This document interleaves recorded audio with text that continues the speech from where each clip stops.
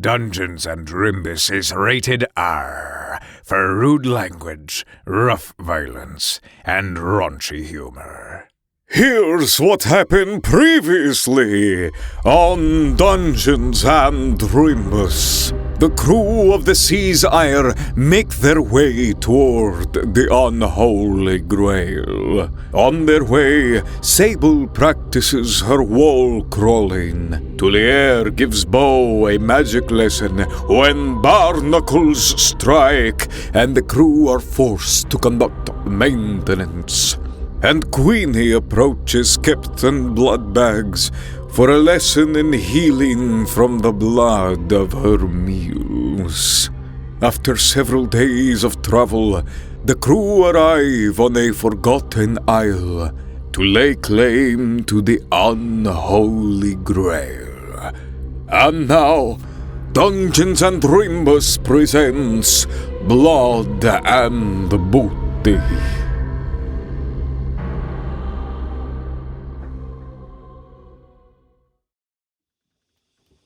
The Unholy Grail grants those who possess it the power to tear a soul from its mortal coil. Oh my. A mastery over life that feels impossible. Should you join me on this journey, I would ask that you consider the heft of responsibility that such power brings with it. Are you with me? Yes, Captain. Aye, Captain. Always. I feel like there's not much room for another answer, so yes, actually. You are welcome to stay on the ship if you do not take this responsibility seriously, Sable. And Sable's just going to look at the captain, unwavering, eye contact. Aye, Captain. Then, let's find that grail. Sable. Yeah. Step over here, please. All right. And Sable will do as she's told. He looks at you and says, I would like to see you take the lead on this mission. Can you do that for me? I can. Can I ask why would you... Do you find my trust to be misplaced? No, I just wasn't sure. I felt like usually it's a Thule point or yourself. So, and it's you seemed very excited, so just... I like to make sure all of my crew is appreciated and given room to grow. And with that, Sable will turn towards the rest of the crew and look each of them in the eye. Do you all trust me to lead? He smiles at you asking that question. Queenie will wink and say, I will follow you to the ends of the earth, Sable. I don't know about the ends of the earth, but I'll certainly follow you along this skiddy, cunty little island. Trust is not the issue here, do or do not. There is no try, as a little green fellow once told me. That's good. You should write that down. I would love to hear. I want an expansion on that, but yes. And she'll turn back to the captain and say, all right. Very well. You see the captain just kind of flashes. He was on the ship, now he's on the shore. And you all prepare to disembark. Lockley comes up to you, Sable, and goes, excuse me, ma'am Sable. Lockley. Ma'am Moreveil. Lockley, please, we've talked about this. Would you like me to stay on the ship as I usually do and keep her running, or do you need my assistance for this one? I always like to check before you disembark. I do appreciate you asking, Lockley, and I see you, and... I see you too. Very good. Though I do think having an extra body with us would potentially be helpful, since we also have no clue as to what we are getting into. That still being said, on that same note, it may be good for us to have someone on the ship, just keeping her running and ready to go in case we need to make a quick escape. So is that a yes or no? That is a yes for you to stay on the ship. Very good. And he will lean in and he will go, permission to offer advice? And she will lean in as well, be like, permission granted, yes? You can give your orders more confidently. And he'll give you a thumbs up. Thank you. Thank you for that. Hey, Sable. Yes, Queenie. Do you think we should bring some Lockley to go in case one of us get hurt? Lockley to go. I do think, I feel like we would have pouches ready to go. Is that a crazy concept? You could bleed them real quick. If you are willing to expend one material, I will let you make a blood pouch that from now on one of you can carry and keep filled with blood. It does need to be refreshed, so if you're away from Lockley for more than 24 hours, it will lose its potency because it'll just become still dead blood. It's not a bad idea, you guys. I mean... Sure. Lockley, actually one thing you could assist with. Yeah. Do you mind if we take some of you to go? Which limb? No. Just your blood. Lockley. Oh, easy peasy. Yeah, that's fine. Sable, give me a mind roll to try to craft a blood bag. That's a 7. This will use one of your material. Mm-hmm. Because this is kind of an idea you came up with on the moment, I'm going to say that while the idea is good, the execution is okay. So the blood bag will stay good for a 4-hour adventure. That's fine. But you get the sense that maybe if you refine it later on, it might be able to keep things good for a little longer. All right. Well, she's not perfect, but she'll have to do for now. I think she's wonderful. Thanks, Queenie. Yes. And thank you, Lockley. Yeah, of course. And you see he finishes bleeding into the bag and then quickly grabs a bandage as he loses color a little bit. Take care of yourself. We'll hopefully be back soon. You got it. And with that, Sable will lead the way off the ship. And you begin your trek through the island jungle. It's hot and humid and untouched in ways that reek of adventure. What do we see as you guys try to make your way? You see Captain Bloodbags is kind of in the back. He seems to be observing for the most part, trying to give Sable space to lead. Queenie very clearly wants Sable to give her a task, so she walks right behind Sable and just with her hands behind her back, just waiting to be instructed. Queenie? Yes, Sable, yes. I can feel you. Oh, thinking. I'm sorry. No, it's all right. Would you like me to stand farther back or maybe climb a tree to see up top or go ahead and scout? I would love it if you actually did take a look from the top. Give me a bird's eye view a bit. And she smiles really big because that's what she wanted you to say. And then she schools her face and is yes, of course, temporary Captain Sable. And we'll climb the tree with Wall Crawler. You've been going for some time, sussing out the island. You know it's here somewhere, but you don't quite know its exact location. And as you are given this task to climb the tree, you actually do spot something. Oh! At first, it looks like it might just be another large boulder like the many you've passed. But the pumice-like stone stands alone in a small clearing, shaped like a large weeping face. And you see it's not very far away. I see it, Sable. I mean, temporary Captain Sable. And she will climb back down and point and say, it's straight that way. All right. I would say everyone just be on your guard. No idea what to expect here, all right? Yes. And with that, Sable will carefully, quietly make her way towards where Queenie pointed. As Sable carefully, quietly makes her way towards the clearing, you see the large weeping face. Dear God. Its carved mouth serves as an entryway, pitch black, dread-inducing. As you step into the clearing, all sounds of jungle life cease. The plants seem to wilt a bit, and the moon in the sky suddenly casts a red light over the entrance. Tears of red begin to drip down the giant stone face from its hollow eyes, and a whispery voice echoes, "Here lies she who learned the weight of souls too late."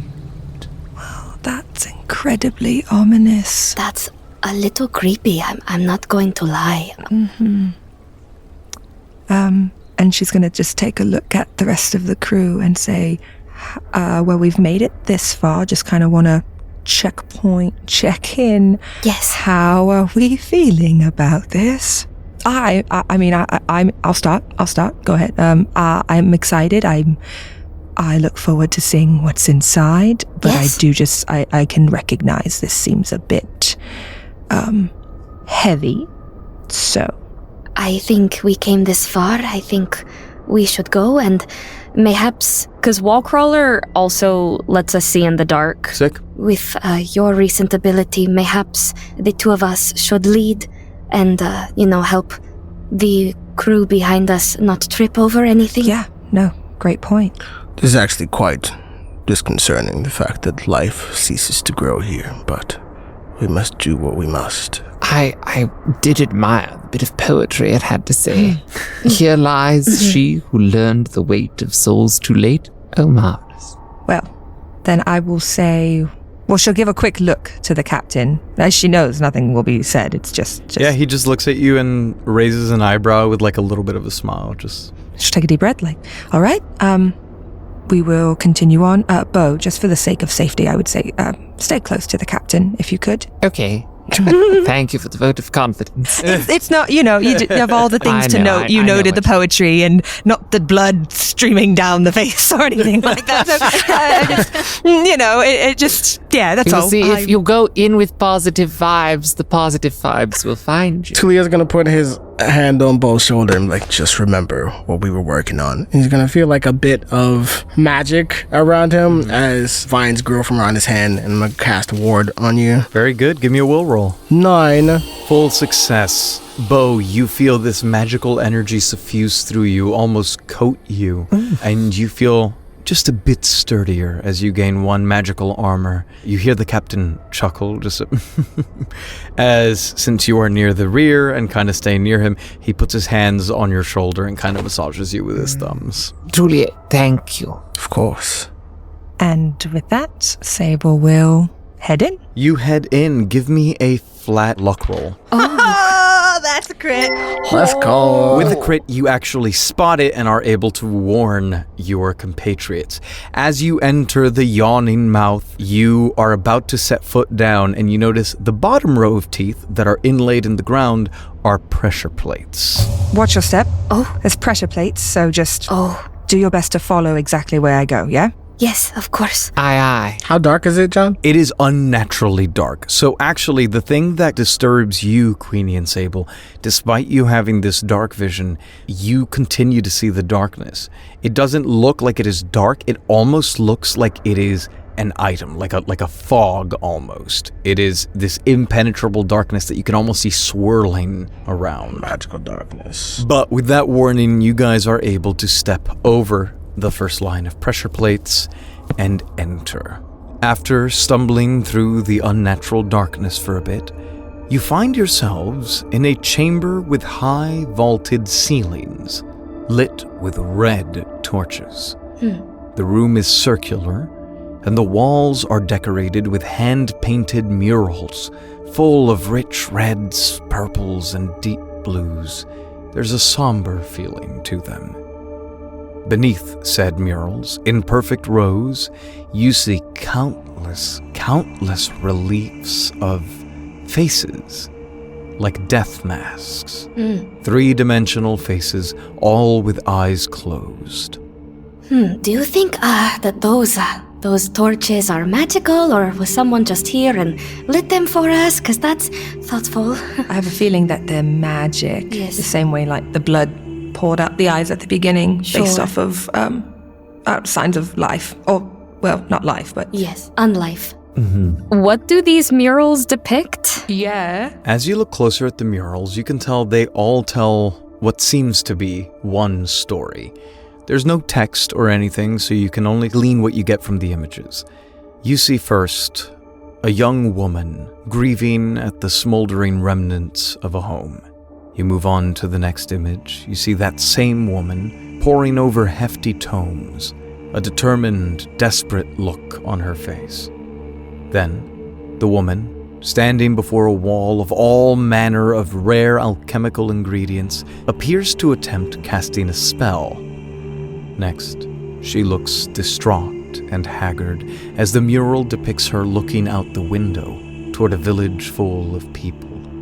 Then you see several quick paintings, skinny and put together into one piece, that depict her snuffing out all sorts of individuals. Humans, myceliads, felines, reptiliads, elves, dwarves. The blood runs from them as she averts her eyes from her victims. In each successive painting, Her pupils grow a little bigger, her face more gaunt, her fingers more knobby. Veins and dark stains become more apparent around her face and hands. In the next painting, once again, she seems to fail to cast some manner of spell. And finally, you see the woman, broken and slumped, sitting upon a throne of skulls, defeated. Perhaps this is the she that learned the cost of souls too late? That would feel correct. So I would like to just touch one of the murals, just gently. You touch the murals and it feels ancient, right? It almost feels like when you touch it, painting should chip off of it and fall. But it's almost like the wall has a will of its own to withstand the tests of time. It's rough and you can feel the textures of the pigments. Queenie will go up to one of the masks and get on its level to try to look into it and maybe mirror the face. Okay. You kneel before the face and make that face, and you feel something. And as you feel it, you all hear a voice, but Queenie, you hear it most directly. Oh no. My children, they're so young. Who will teach them right from wrong? Who will keep them safe from monsters like her? Does anyone else hear that? Yeah. Yes, I heard it. Okay, good. Can I look around and see maybe where the voice came from? You get the sense it was coming at the very least near the corner that Queenie was in. You all kind of look that way. Queenie, can Yes. you do that again, but with a different mask? Yes. And she will go to the next one and just like a smile on it. All of them seem somber. Okay. In fact, you realize that face you made, it wasn't screaming, it wasn't angry. It was a look of pain. And as you look up at the murals, it seems to mirror some of the faces of the victims as they were being killed. She will make another face to match the mask before her. I fell so far from grace. Will my family name ever be clean again? Was I worth anything if I brought only shame? This is sad. Do you think, is there a puzzle that we have to do, or should we go through all of them?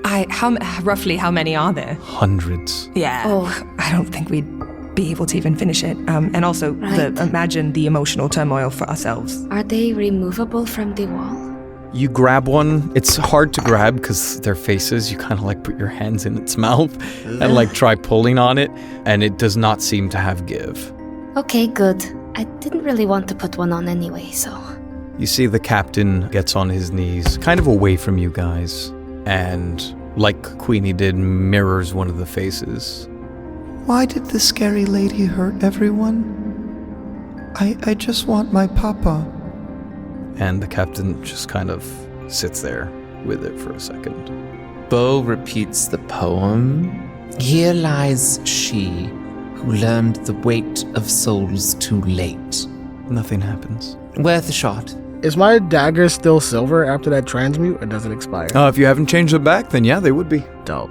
Can I stab one of the masks? Ooh. Before he does that, Queenie seems very struck by the sound of a child and will sit beside the captain and kind of become distracted as Tuli does that. As you sit by the face, you hear it again, almost as if it's talking to you. Why did the scary lady hurt everyone? I just want my papa. Have all of the statements from the different masks been phrased in a question? You think back through it, and it sure feels like it. Tuliere, please give me a body roll with bad luck because you're attacking stone. A critical failure. Unfortunately, you try to stab one of the masks, and your silver dagger just breaks at the hilt. I liked that dagger. Oh, that's a shame. Beau's gonna go up to one of the masks and mimic the face. My poems. No one will ever read them now. Did I waste my life chasing beauty that meant nothing? Okay. It's a reflection of our life's regrets, I think. Tulia then looks at the masks and steps back. Queenie has not heard them. Okay, clearly this is... it's weighing. It's very heavy, so let's take a moment. Let's stop looking into the masks. I don't want us to get lost in whatever they're going through. That's not... We are removed from this, right? We're detached from this. This is separate. It's beautiful that it's impacting you in such a way, but please... Right. Remember yourself. Of course. All right. So Beau hasn't moved. He's going to look back at the mask and going to speak to it, but what is he going to say? If you look back at it, you will hear it speak again. My poems. No one will ever read them now. Did I waste my life chasing beauty that meant nothing? No, you didn't. Poetry doesn't have to be read. It can be created simply for the sake of creation. You have not wasted anything. That's beautiful. And the room begins to rumble in a way that makes your whole crew nervous. Bits of debris fall from the ceiling, paint chips off the mural, and the face that you were speaking to seems to into the wall. The ground beneath you all in the middle of the chamber begins to undulate and shift. Captain Bloodbags shouts, "Watch your step!" And he leaps up onto a wall, sticking to it. I'm going to try to leap into his arms. Catch me, Captain. He grabs you with one hand and, brings you up to his other, holding you up. Queenie is slow, but will try to climb the wall. Sable will probably do the same and hold a hand out for Tuli. Come on, join. Tuliere grabbed the hand. You all hop up onto the walls, and after a bit, the stone floor finally settles. In the center of the room, there is now a massive carved pit in the shape of an anatomically correct heart. It's filled with shadow whose source you cannot comprehend. The shadow seems to be living, with humanoid shadow shapes trying to claw their way out of the heart-shaped basin, but failing continually. That same ethereal voice from outside rings out again. Life freely given opens what death sealed shut. The captain slowly and tentatively works his way down off the wall. Sable will do the same, and I think she's going to make her way towards the heart. Yeah, you see that pit of unnatural darkness like you saw in the hallway, but now amassed almost like a pool of fog. It, correct me if I'm wrong, but what it said, it's giving sacrifice, right? A little. Possibly, but I'll kneel down to the heart. I will say, I gave my life freely to Captain Bloodbags to join his crew. The shadows twist around you, but ultimately don't really seem to do much. Worth a shot there. Oh, that was a strong attempt. Very clever. Yes. What if we attempt to use Lockley's blood? I was just going to ask. It is given freely, yes. It was, yeah. Should I pour it in, or should I just keep it in the bag and place it? Try pouring a little, yes. Sable will try pouring a little bit of Lockley's blood. You pour a little bit, and you see some of the shadows begin to swirl and diminish, but when you stop, that stops happening. Did you see that? I did. I think we're onto something. And Sable will pour the rest of the blood. As you begin to pour in the blood, the clawing humanoid shadows draw back into the pool as the mass of darkness begins to drain. They swirl and sink, revealing a set of descending stairs in the center of the heart-shaped pit. Luckily saves the day again. We have to tell him once we return that he was a huge help.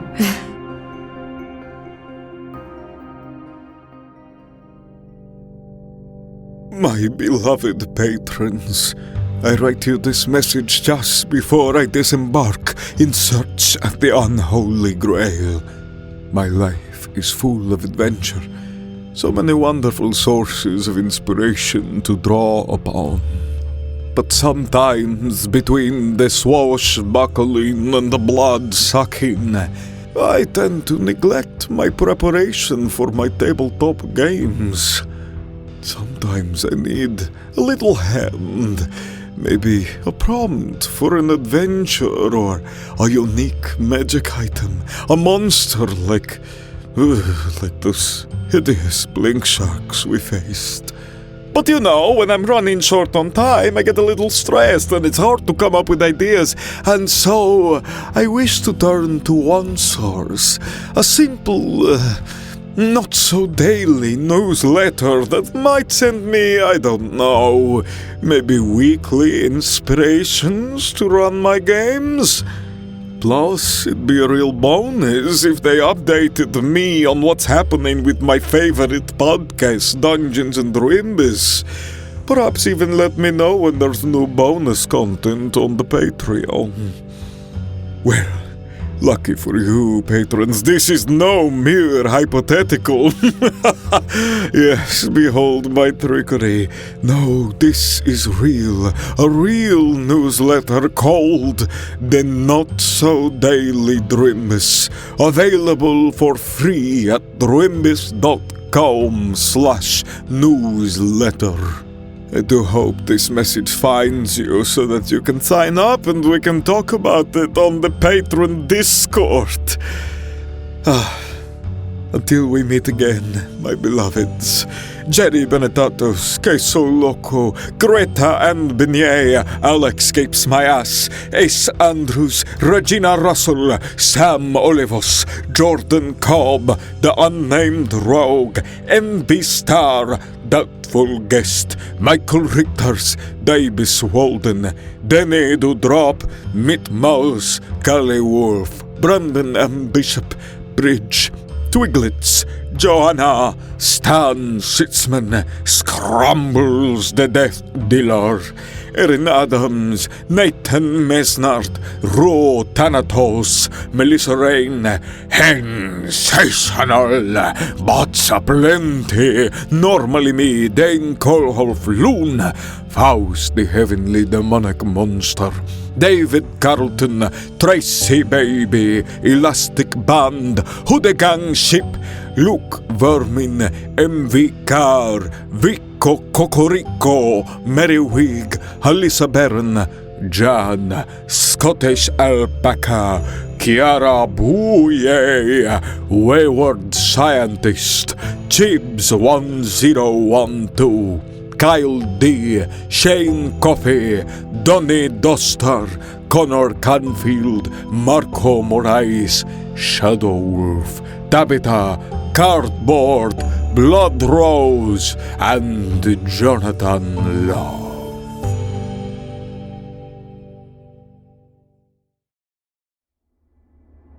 All right. Take a breath. Again, remember yourself. Yes. Aye, aye. Sable will take point. The passageway ahead of you is very narrow. I would like to know what order you're walking in. Sable will take point. If Tuli does not walk ahead of her, Queenie will go after, but after a second, needing to shake her head to move forward. I can go second. Tuliere, then Queenie, then I presume Beau, Yes. and then the captain. Sable, you find yourself in a very dim hallway of sorts. The walls are cold, reflective crystal, like obsidian, and you can barely see ahead of you with a dim red glow whose point of origin you cannot locate. The voice rings out again. Each choice, a fate decided. I only just see red. I don't see anything. You see a hallway, and it seems to bend to the right at the end. She will carefully watch her step, but she would like to have one hand on the wall as well, and just drag a hand along the wall as she follows it. You feel the touch of that cold crystal. It's rough, almost as if it was grown this way. And you begin to walk down the hallway. You reach the bend towards the right, and then almost immediately after you see another bend to the right. 2 rights. Interesting. You continue down the hallway, and then, after about the same distance as the first stretch, you see a bend to the left. 2 rights and a left. You walk down this shorter hallway, and you are pretty quickly confronted with a bend to the right. 2 rights, 1 left, 1 right. All right. And this very short stretch of hallway, the shortest so far, confronts you with a turn to the left or the right. A choice. We have a choice. If we have a choice, should we always go left? Always go left. Unless he's thinking ahead and then knows we're going to do that, so then we should go right. No. No, fuck it. Always go left. I know, I want to go left. No way we're going right unless someone really wanted to go right. You are the temporary captain, Sable. It is up to you. Emphasis on temporary, depending on how this goes, huh, Queenie? All right. Sable makes an executive decision. We're going left. Okay. Great! You turn left, and after a couple of paces, there is another bend to your left. Well, we don't have to make the decision this time. I love that so much. After another short distance, there is a bend to the right. Then I suppose we're going to the right. After another short distance, there is a bend to the left. Left. Of course there is. Yep. This is funny, because now what? There's going to be another option to go left or right, but go ahead, I'll go left. Yeah. Okay, there is a short bend to the right. Actually? Wow. Okay, great. And now you see the passageway splits off to the left or the right. Okay. We had right, left, then left, right, left, and then we made a last right. Yes. Last thing we did was make a right, and now we're back to either a left or a right. Interesting. We'll do another right. Yes. Always go left. We went left last time. We're going to go right this time. Always go left. Sable is the temporary captain. You didn't even vote last time, so you know what? Yeah. We're going right. Okay. You go right, and after a little bit of a walk, you are confronted with another bend to the right. Okay, we follow the right. You follow the right, and after a short walk, come upon a dead end. And Sable, as you look into this dead end, you see the reflection much stronger than you could in any of the walls. You see your own face, only not in this moment. You see your face drowning. You see blood vessels in your eyes bursting. You see your hands clawing at your neck for air as you are watching the moment of your death. Please give me a will roll with bad luck. Okay. And that is a 5. You all see Sable go still and begin to fall backwards. Sable? Sable, you are paralyzed. Oh, You're fire. stunned with shock. Very good. Gotcha. Yeah, you grab her in your arms. She seems to be okay. You're not sure what she just saw, but you see her face is frozen in a face of terror. Sable, inside your mind, you are reliving, replaying, rethinking the moments of your death, moments that your brain was incapable of saving, but you remember what it felt like to die in the ocean. Sable! Is she all right? Seems to be paralyzed. She's well. She's alive. Carry her. Alright, put her on my back. Beau, Yes? you are in charge. And he will make room for you to try and squeeze through and go whatever direction you would like to go. Yes. So we'll reverse and track back to a previous place. So backtracking, we take that left, which had been the right that led us here, and now we're back to the left or right choice. Mm-hmm. Correct. I guess technically now it's left or straight, but it would have been left or right. Yes. We did the right previously, so now we're going to go for the left. Okay. So you continue down the hallway for some time before you are confronted with another left turn. Tuliere, you are carrying Sable along with you. I guess kind of dragging her a little bit because she is quite tall. I'm gonna use Swarmer to strap her to my bag. Ooh, give me a will roll. That is a 9. Full success. You do so without problem, and Sable seems pretty secure and safe. Excellent. Thank you everyone for taking care of Sable. So we're continuing down this left as that's the only choice we have. Okay. You go up a short while before you are confronted with another left turn. Very well. Left it is. You go left. You are confronted with a right turn. Very well. Right it is. And then you are confronted with another right turn. Okay, another right. And as you walk down, you are confronted with the option to go straight or go right. I think for a change of pace for me, let's go straight. Okay. As you go straight, Beau, you come upon a dead end. No, And that's suddenly- not right. The right would have let. You're right. That's not right. It's straight. Beau, you see the reflection and you see the moment of your death. You recall something you've never recalled, but you recall this supreme feeling of weakness, of being unable to control your own body, to control yourself, the feeling of agency being taken away, the feeling of each individual organ shutting off one by one by one as your cells died from the lack of oxygen, the lack of blood flow.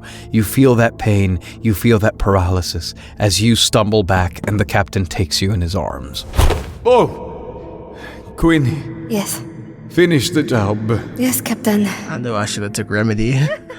Queenie will go back to the previous, our choices were straight or right.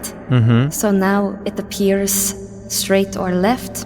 And so we will go left, which was our original right. Correct. As you do, you come upon a dead end where you see a reflective mirror-like surface. You can see yourself, faintly, and your companions. It feels like something lies beyond it, something meant for you. But the obsidian mirror stands in your way, helpless to achieve your destiny. Queenie, having not seen her reflection for some time, looks over herself and will lift her hand to see if her reflection will do the same. It doesn't. It almost looks like you and the mirror are restrained, almost on the other side of a thick layer of ice. I would like to try to touch it. You touch it and it's solid. There is something we must do here. Do it quickly. I fear for Sable and Beau. So do I. Tuli, do you think we have to put source into it? There's only one way to find out. First, I want to sense the magic in it. You sense the magic that you've sensed in this place, and you do sense a pull from beyond the mirror. Perhaps we could just break the mirror. I wondered about that too. Do you want me to try? That might be our only option. Okay. I'm gonna step back. And Queenie will transform into a catechin once more. It's hard to do in this space, it's so tight. And will just try to use her hulking body to slam against it to break it. Give me a body roll. That is a 12. And you shatter the thin pane of crystal with very little issue. Finally, you find yourself in a more open chamber, more able to breathe. Sable and Beau, you feel yourselves kind of snap back to, pulled out of your thoughts that held you in stasis. Oh dear. Can I collect some of the pieces of the mirror? Yeah, you can shove some in your bag. Beau, Sable, are you well? I am now. The captain, with both hands, lifts you into the air magically and kind of rotates you around, inspecting you, and he goes, "What happened?" I saw my death. "I'm sorry." And he will gently lower you back down. Queenie, still in catechin form, will curl up next to Sable and try to nudge against her. And Sable's still very much shaken and just like sensitive to everything that's going on around her. Mm-hmm. So she'll flinch at the touch at first, but then she'll realize it's just Queenie and she'll gently pet her and like stroke her. The captain puts a finger like under your chin to bring your face to look at his, and he says, Miss Moreveil, you have done an excellent job so far, but you are not relieved of your post. Are you feeling up to finishing the job? Sable will turn her face away from the captain more pointedly towards the rest of the crew. Not in like a rude way. Like if you read into it, yes, she's doing it because she's like, don't touch her. Mm-hmm. But she will look more so to the rest of the crew. I apologize for my misstep. And if you will have me again, I promise to get us out of here. In one piece. In confirmation, Queenie will rub her head on Sable's legs and purr. I'm gonna hold you to that promise. And she'll look at Beau. I trust you implicitly. Right. Then duty calls. Recentering herself. What is she looking at? So, having recovered from your ordeal, you take in the chamber you now find yourself in. It is a big open chamber, and the room glows bright red everywhere. You realize this chamber is full of blood. Oh. You stand on it now. On it, not in it. Even though it appears to flow and ripple like liquid, it is solid to the touch. In the center of the chamber is a figure sitting atop a mountain of this seemingly solid blood. You recognize her as the woman from the murals. Her corpse is dried up and desiccated. Parchment-like skin clings to bone and ligaments that are hardly concealed. Frayed hair floats in the air, and in her hands is the Grail. Captain Bloodbags whispers, Excellent work. We've made it. Not to speak ill of the mission, but perchance all this stuff that we've witnessed regarding how this grail operates, are we sure we wish to disturb its resting place, Captain? You know what? Give me a will roll. I rolled an 8, my will is 2, so that's a 10. Your concerns are taken under advisement. I believe it prudent we recover the Grail. But I am not in charge right now. Bastard. Queenie in catechin form sits on her haunches and like tilts her head in a way that would be real cute if she weren't a fucking catechin as she looks to Sable. Sable is going to step forward and slowly just walk across the blood. Yeah. As you approach the decayed figure, her voice rings out again from her still mouth. To wield the power, one must know its price. What will you pay? I think it's more of like a rhetorical question. I mean, we don't need the power right now, like you said. It was about the weight of souls too late, so perhaps the price is not necessarily life so much as your eternal soul. Right, so what does one do when there is no soul? I don't know, darling. Luckily, I'm not in charge right now. Oh, son of a... I hate you guys. I think this is my new favorite bit. I hate you, John. I hate everything that you've done. Why have you done this to me? Sable, dear. Yes, Beau. I say do it for the plot. Oh, damn you to hell. Sable's going to turn and look towards Beau and be like, Beau, first of all, let me start by saying, I hope me at the beginning saying to stay close to the captain did not, I didn't mean any harm by it. We all have our respective niche. Yeah, it's okay. But we all have our respective strengths and weaknesses, and I didn't want you to get hurt. I understand. But seeing how you also were the main reason we even got to this point, would you be willing to speak to her? I'd be more than willing, yes. Especially now that I have a little extra will, thanks to Tuliere. And of course, I'll be right beside you, and if things go south, I appreciate it. Excuse me, hello, hi. The body continues floating where it is. Queenie starts crossing almost like a guard animal, like... Mm-hmm. I'm Beau. A pleasure to make your acquaintance. Wild child, do you seek to claim the Grail? Yes, that we do seek to claim, yes. To wield the power, one must know its price. What will you pay, Beau Byron? Well, I could give you a poem. You get the sense it's listening. Beau is gonna pull out his poem that he worked on the other night while traveling. This one is of my own composition and details a brief glimpse into one of my and the crew's adventures. Moonlight strikes the heart, a brush with silver light. Howls lead to a chart, and now our grail is in sight. Okay, Michael. Yes. Does Beau believe this poem to be a precious belonging to him? And I mean that in the most, sincere, intense way of the word. Yeah. Something that he feels he cannot live without. No.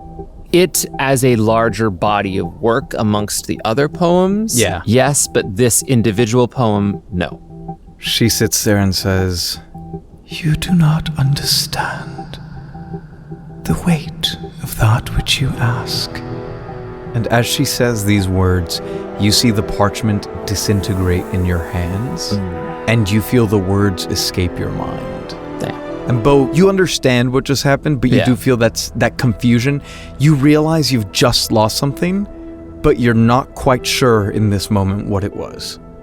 Do we, as like crew, recognize what happened? Yes, you see the parchment disappear. You can't see inside his head, Right, but you right. see the parchment disappear. Yeah. If everyone could just give me a moment. He's just gonna step away and just like work diligently. He's gonna pull out his quill and ink pot and like start scribbling. Well, please, I don't want to ask you to do more than you must. And Queenie's ears droop as she approaches Sable and uses her mouth to pull her like sword that she's had for years out of her hilt and like offer it to Sable and tilt her head, but her ears are drooping.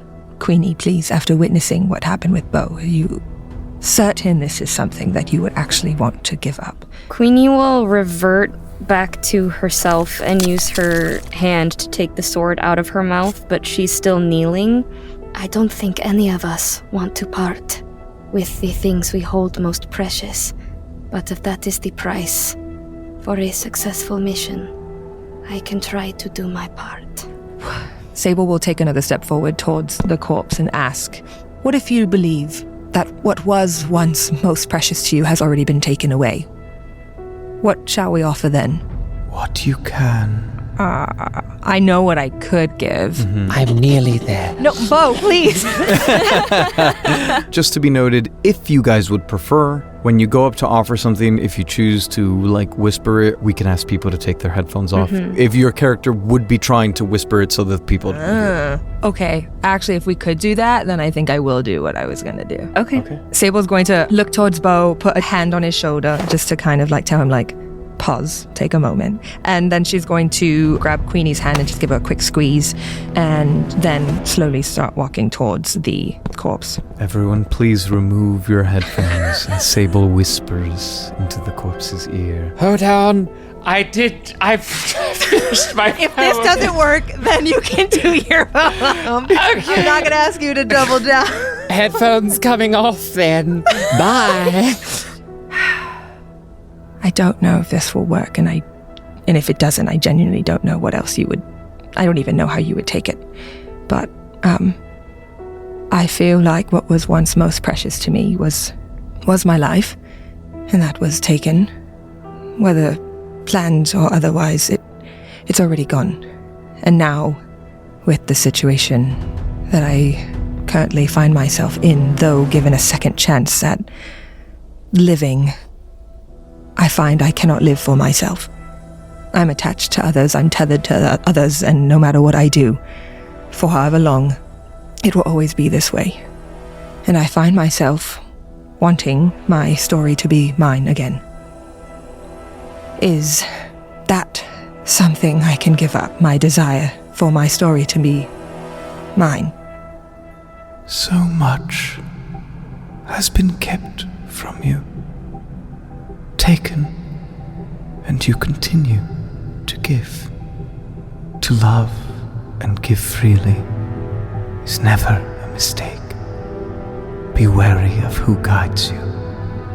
Wield this power with care. Everyone come back. Sable. You feel that. You don't even know what it was anymore. But it's almost like something that's been nagging at you, or something you wanted or liked, or whatever it was. You do not remember the feeling as it evaporates from you. And you finally take the grail in your hands. You see the spectral body of the woman wither into dust that becomes glowing motes of light, all drawn into the Unholy Grail. Suddenly, it thrums with latent power, and the moment you feel that thrum, you sink right into the pool of blood, up to your ankles. You all do. The previously solid blood around you becomes liquid and hot. It burns to the touch as the entire temple begins to quake. I knew it. What do you do?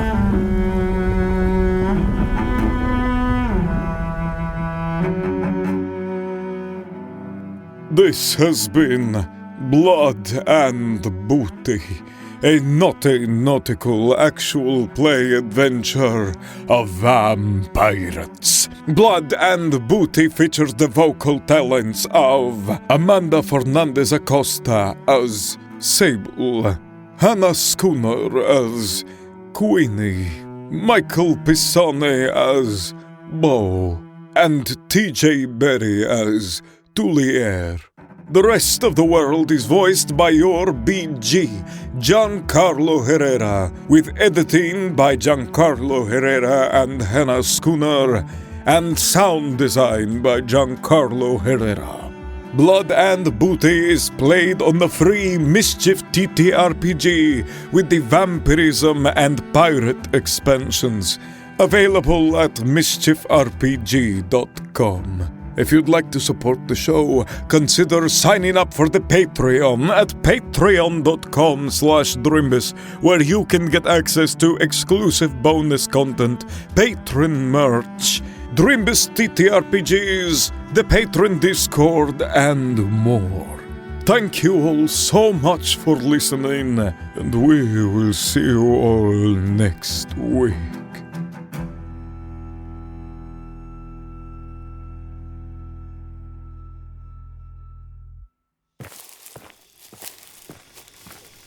There they are! Let's get them! Now wait just a minute, my overeager friend. What do you mean they're right there? My crew's not in the habit of risking their skins for no good reason, or working for their coin. At least not too hard. We had a deal, and we still do. But when it comes to business, lad, you need to work smarter, not harder. I don't understand. That crew's after your doohickey, aren't they? Yeah? That's why we can't let them get it. No. What do you mean, no? You can't let them get away with it.